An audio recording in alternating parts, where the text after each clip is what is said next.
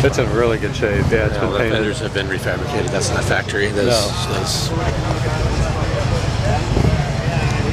$4,000.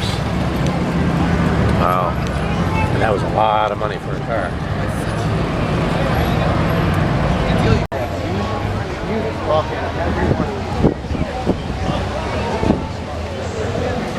Oh, Viper, late 90s. It's like Tony's, or T10. It is like Tony's, it's just red.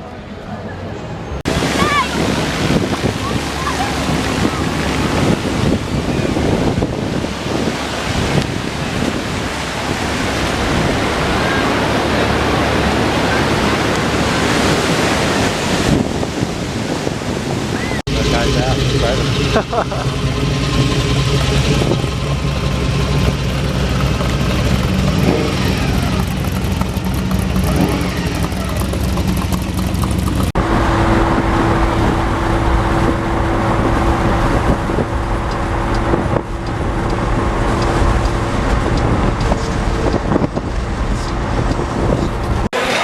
52 years.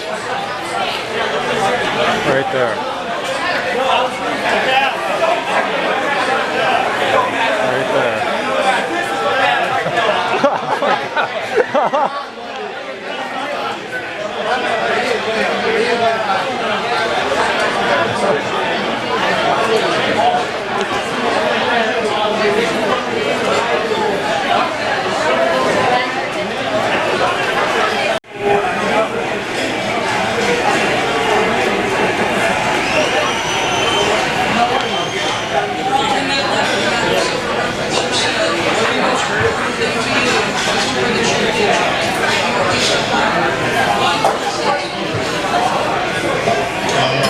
Good morning and welcome back.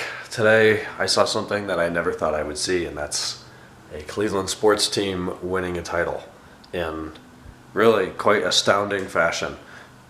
I never get any comments related to basketball, so I can only assume that I'm the only one here that follows NBA basketball, and that's something fairly new for me. I remember watching a couple playoff series, in particular the 2007 series, Cleveland with LeBron James for the first time playing San Antonio and losing in 4 games, losing all 4 games and losing this final series.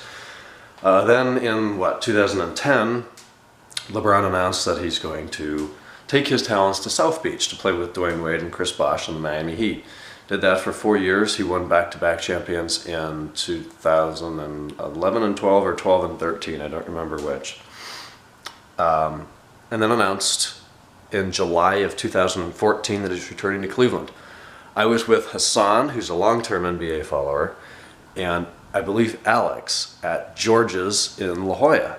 We were sitting inside, it was really hot, we had been in the sun all day. Hassan was making a big deal of LeBron coming back to Cleveland. I'm just like, yeah, well, that's cool.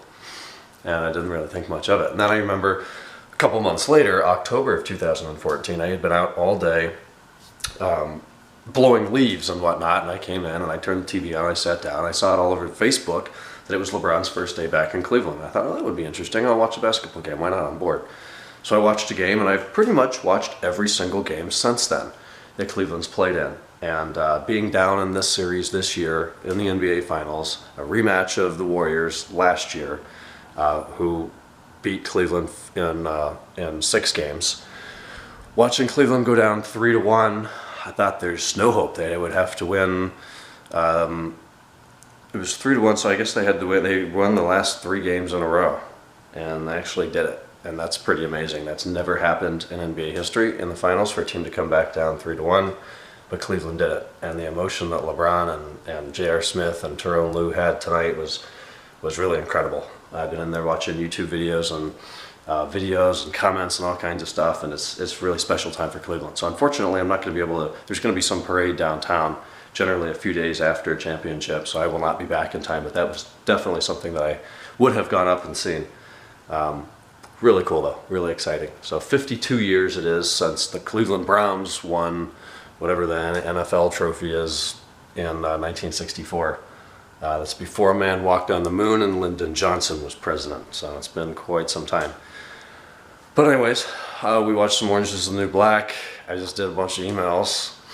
My dad's going to work tomorrow, so I have 2 assignments due while I'm here, both on the 22nd, a quick short discussion thing, and then a brief 1 to 2 page essay. So I'm probably going to work on those tomorrow while he's at work, as well as Tuesday. We left the battery in the E60 unplugged all night the other day. It made no difference. Was it Jake that commented about the battery? I went into the hidden menu, test 9, and looked at the battery voltage, and just sitting with the key in position 2, it was reading about 12.4 volts, which is fairly normal. As soon as, about a minute after that, if anything comes on in the car, it was going down into the upper 11s. You push the start button and it's down around 10.3. Obviously, that's taking a lot of power from the battery to turn the starter motor and turn over a V10. And then starting, it was still around 11 volts for the first minute it ran. Then it went up to the upper 13s and touched 14 volts. So I don't know if that's normal or not. The battery has a production date just before he bought this car. I think the battery was made in like June of 2012, so it's 4 years old. Generally, I get about 3 years out of a battery, so I don't know if the battery's at fault. It doesn't sound like the battery's at fault, but it could be. And these cars are so electronically dependent, it certainly could be. But anyways, he's going to call BMW San Diego tomorrow, see if there's any way to get it in early this week for diagnosis. Otherwise, it's going to be the Independent. And the Independent would be okay. We just wouldn't get a loaner car, and they're not as experienced with an S85 V10. But we'll figure that out tomorrow. It is drivable.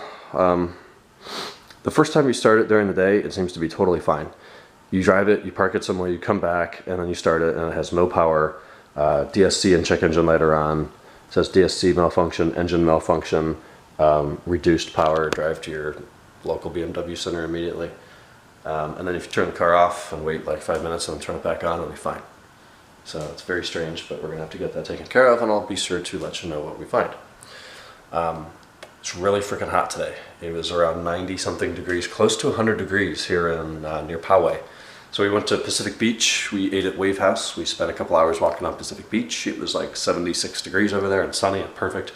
We came back here, and it's amazing how every mile you drive, north and east, is just a couple extra degrees as you get higher in elevation and closer to the desert and mountains.